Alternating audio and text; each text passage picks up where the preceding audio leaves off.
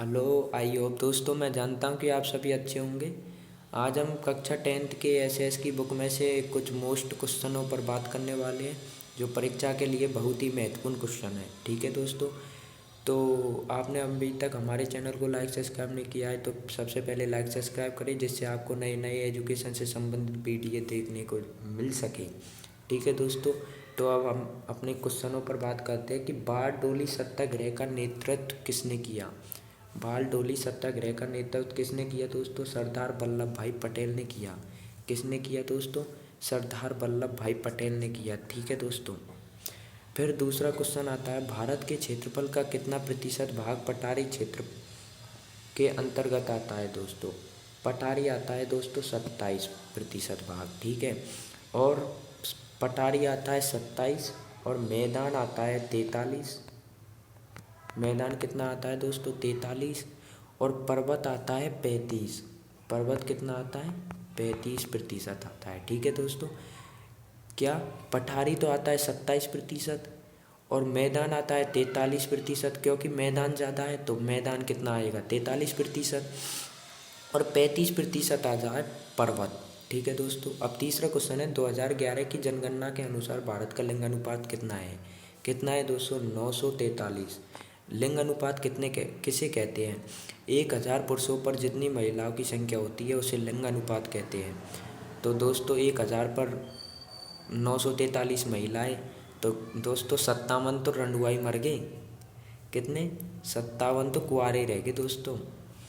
फिर अगला क्वेश्चन है, अंतर्राष्ट्रीय व्यापार से संबंधित नियमों को कौन निर्धारित करता है? तो कौन करता है दोस्तों? विश्व व्यापार संगठन। इसको WTO भी कहते हैं दोस्तों, इंग्लिश में WTO भी कहते हैं। क्या कहते हैं? WTO। ठीक है दोस्तों, फिर पांचवा क्वेश्चन है, 1890 में अफ्रीका में कौन सी घातक बीमारी पशुओं में फैल गई थी? तो कौन सी फैल गई थी दोस्तों? रिंडरपेस्ट। कौन सी? रिंडरपेस्ट बीमारी फैल गई थी। ठीक है दोस्तों, अब हमारा क्वेश्चन नंबर 6 आता है। 6 क्या कहता है क्वेश्चन नंबर, महात्मा गांधी जी ने कौन से 2 गोलमेज सम्मेलन में भाग लिए थे? ये क्वेश्चन अधूरा रह गया दोस्तों। तो कौन से गोलमेज सम्मेलन में भाग लिया था दोस्तों? द्वितीय गोलमेज सम्मेलन में भाग लिया था। ठीक है, क्वेश्चन नंबर आता है 7, भारत के जिस राज्य में स्थायी वनों के अंतर्गत सबसे अधिक क्षेत्र है वह है? तो कौन से दोस्तों? मध्य प्रदेश है। कौन से? मध्य प्रदेश। और सबसे ज़्यादा खेती कहाँ की जाती है? पंजाब, हरियाणा। ठीक है, एक ही क्वेश्चन से निकालते हैं क्योंकि बड़े बड़े क्वेश्चनों में से छोटे छोटे प्रश्न बनते हैं। फिर आता है, संचार विषय किस सूची में शामिल है? संघ सूची में। दोस्तों ये 3 है, एक तो है संघ सूची, राज्य सूची और समवर्ती सूची। तीनों में से एक उदाहरण जरूर आएगा पेपर में, तीनों को घोड़ के पी जाना। फिर आता है, भारत में करेंसी नोट कौन जारी करता है? कौन जारी करता है दोस्तों? भारतीय रिजर्व बैंक। भारतीय रिजर्व बैंक को RBI भी कहते हैं। क्या कहते हैं दोस्तों? RBI। ठीक है दोस्तों, और RBI भी कहते हैं भारतीय रिजर्व बैंक। विश्वव्यापी आर्थिक महामंदी की शुरुआती कब हुई दोस्तों? 1929 में। विश्व में आर्थिक महामंदी की शुरुआती कब हुई दोस्तों? किस में हुई? 1929 में। अब क्वेश्चन नंबर 11 पर बात करने वाले हम कि भारत की सर्वप्रथम रेल गाड़ी किन 2 स्टेशनों के मध्य चली? मुंबई से ठाणे के मध्य चली। और पूछ ले कि कब चली, तो कब चली? 1854 में चली दोस्तों।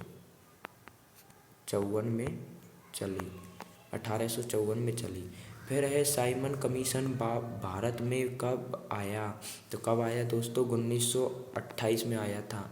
और एक नारा भी दिया था, साइमन कमीशन वापस जाओ। क्यों दिया था वो नारा? क्वेश्चन बन सकता है कि साइमन कमीशन वापस जाओ नारा क्यों दिया? इसलिए दिया था क्योंकि दोस्तों उसमें भारत का एक भी लोग नहीं था, इसलिए वह नारा दिया था कि साइमन कमीशन वापस जाओ।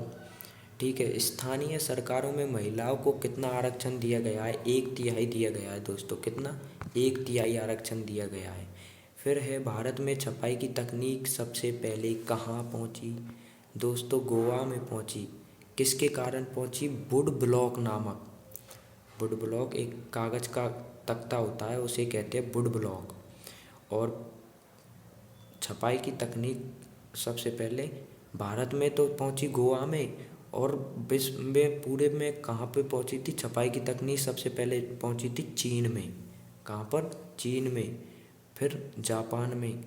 ठीक है दोस्तों, चीन, जापान, कोरिया, भारत। ठीक है। तीव्र एकीकरण की प्रक्रिया क्या कहलाती है दोस्तों? वैश्वीकरण कहलाती है। दो या दो से अधिक देशों के मध्य तीव्र एकीकरण की प्रक्रिया को वैश्वीकरण कहते हैं। दोस्तों एक क्वेश्चन बनेगा वैश्वीकरण में से, इसको रट लेना। तो दोस्तों आई होप, मैं आशा करता हूँ कि आपके वीडियो हमारी समझ में आई होगी। प्लीज़ हमारे चैनल को लाइक एवं सब्सक्राइब जरूर करें, जिससे आपको एजुकेशन से संबंधित वीडियो को देखने को मिले। ठीक है दोस्तों, राम राम।